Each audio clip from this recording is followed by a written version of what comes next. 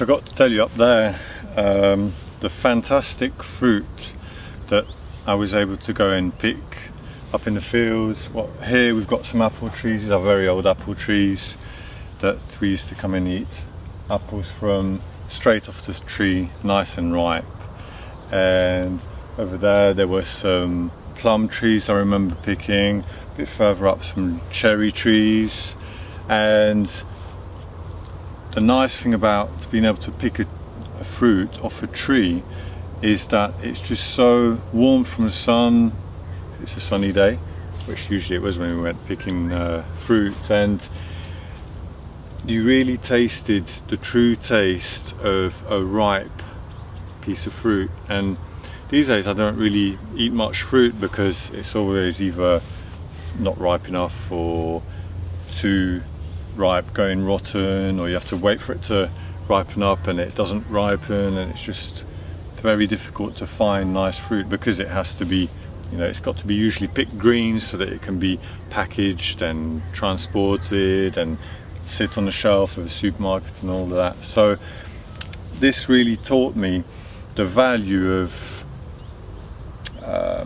getting something local, getting something as fresh as possible, as closest to nature as possible. And I might be talking about fruit, but you can apply that pattern to absolutely anything. The closer you are to nature, the better off you'll be, the healthier you'll be, and certainly if we're talking about sustainability, the more sustainable you'll be. So if you want to know if something is sustainable, if something is ecological, if something is a good idea to do, if a material is a good material, you have to think right back to nature, pull back all the layers and see what would nature do.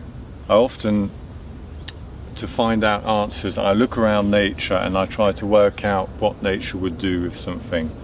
And really just, this apple, I haven't smelt these for ages.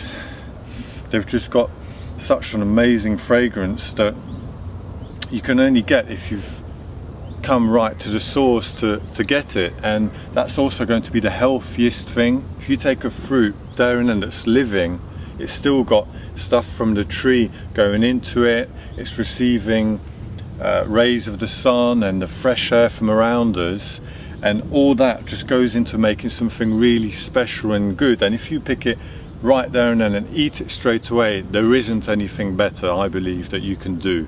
That's as close as you can get to nature. So that's the complete extreme, or the one end where that's the ideal. So then you can use that and what's at the other end, the completely non-ideal, and place whatever it is you want to know how good it is somewhere along that scale. So that's the way that that's one of the ways that I use nature to teach me what's good, what's better, what's sustainable, and it gives you lots of answers. If you look around in nature, you can find all the answers that you want. We've got everything that we need. We don't need to be looking too far away. We need to be really looking at what we've got, appreciating what we've got and making the most of what we've got.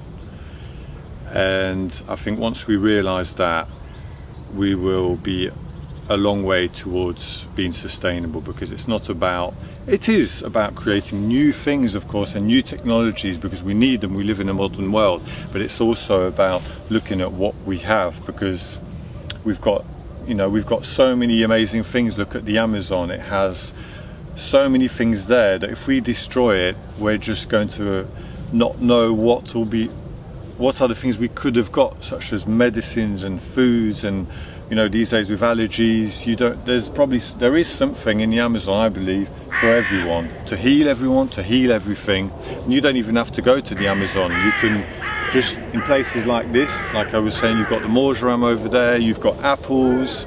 Everything you eat is your medicine. So there's a lot to be learnt in nature.